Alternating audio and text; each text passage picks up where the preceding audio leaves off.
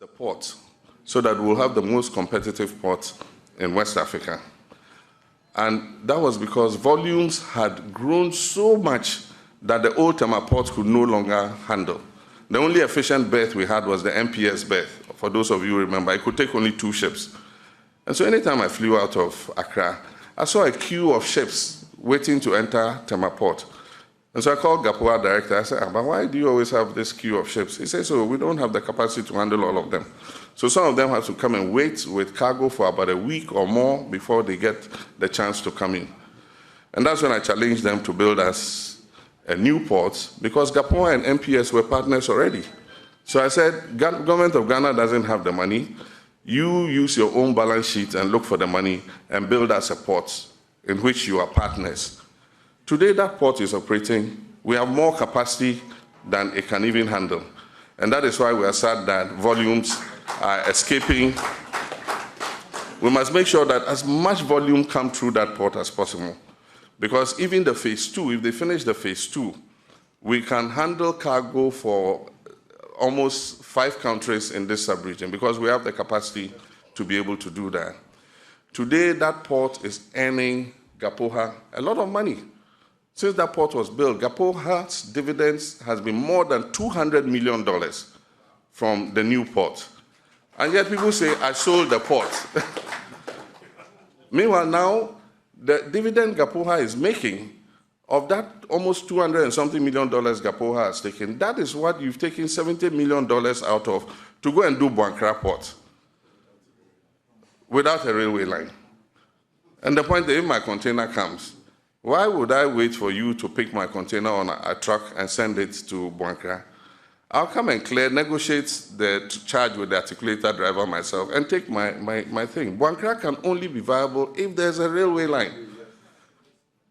And so we're building it just because we promised that we'll build it. But after you finish, how are you going to send the containers there? By road? It's the same way we do it already. So I'd rather clear my thing in Tema, put it on a truck, and then haul my cargo to Kumasi. So we need to make our port competitive. And all of us must work together to see how we can do it. One, clearance procedures must be made easier. And one of the promises I make you is that we're going to sit together with our trade ministry, and we're going to look at all the fees and charges at the port and rationalize them. Those that are not necessary illegal fees, we'll take them out so that we can make things easier. We're going to let the port work 24 hours. And it's part of the strategy for the 24-hour economy. There's no reason why we can't clear our things on Sunday. There's no reason why we can't clear our things on holidays. The port is an essential service. The way that the electricity company does not go on leave on Sundays and holidays is because it's an essential service. Yeah. The port is also an essential service. And so the port must continue to work every day of the week, including holidays. And so we'll do that. So that people can clear their goods as quickly as possible. Aside from that, in order to make your lives easier, we're going to license some financial institutions. And so if your container is coming and you don't have the money to clear it immediately, you will go to the financial institution to be licensed to do that kind of business in the port. It will be a specialized financial service.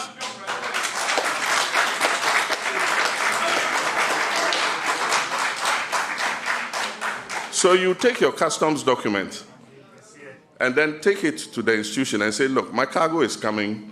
These are the goods I have in it. This is the duty I'm supposed to pay. You sign an agreement with them, depending on how long you want. I want a month to be able to gather the money to clear, or 2 months, or 3 months. Yeah. Government will regulate the interest that they will charge you so that it's not excessive. So as soon as your container is put down, they will pick up your container, they'll pay government's money to it, and they'll move your container to their warehouse, and your container will be there.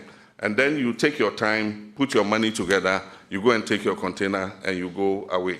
And so that is one of the things that we're looking at, to license special financial institutions to do that specialized service, so that government will also get its money up front, There will be no problem with somebody's container staying in the port, demurrage, and all that kind of thing. Aside from that, we're going to look at the issue of shipping agents. It has come up not only in this discussion, but when we met the clearing and forwarding agents and all of them, everybody complained about the shipping agents, about the fees they are charging.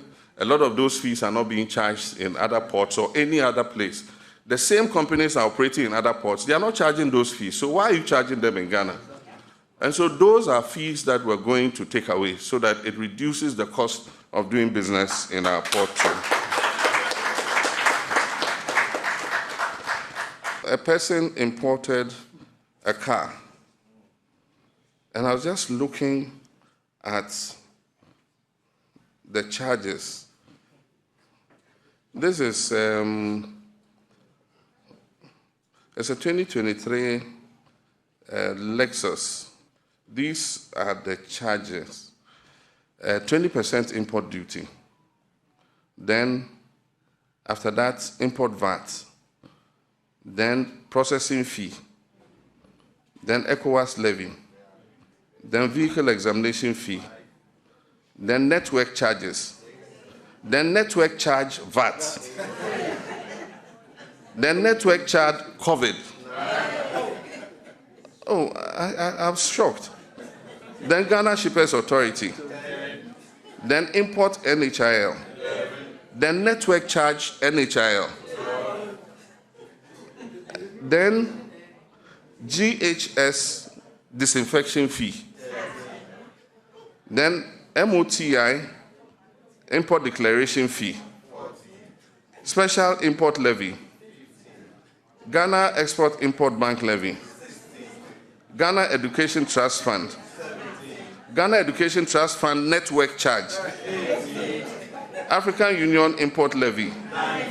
Then COVID Health Recovery levy. Then certification, then IRS.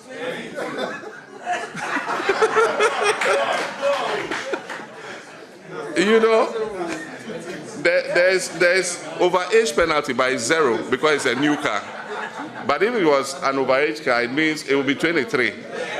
You know, and so I was shocked myself. And I think, you know, but I'm going to tell you something. And this is about taxes and levies. Yeah.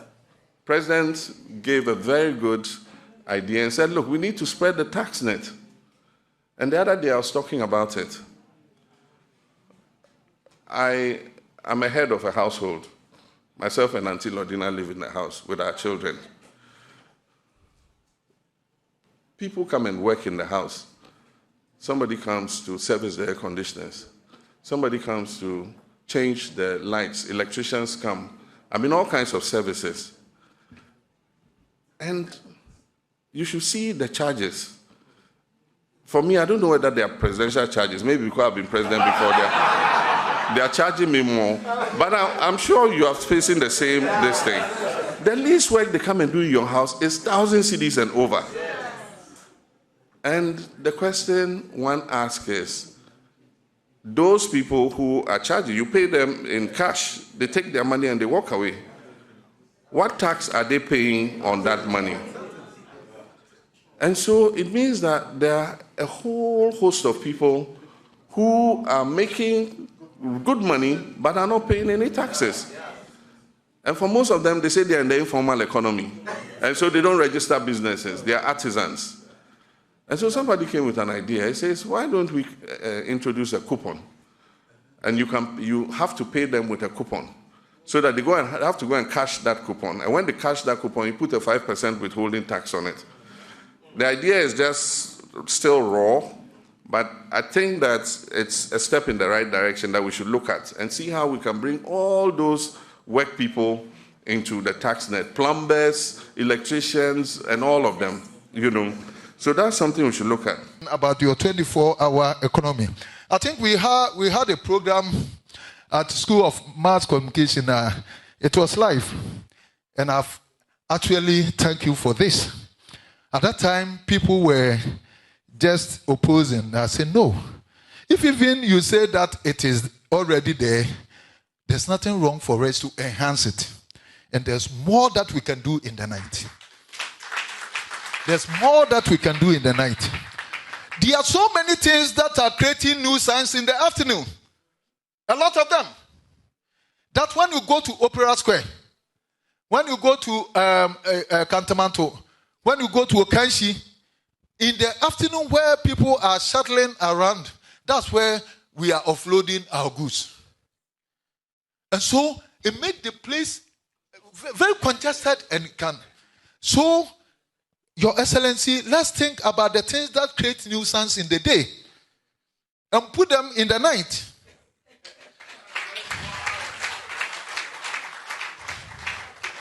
So, it shouldn't be difficult for us to say that when you are clearing your goods within the weekdays where market is going on, unless maybe it is Sunday, those times you have to come after 6.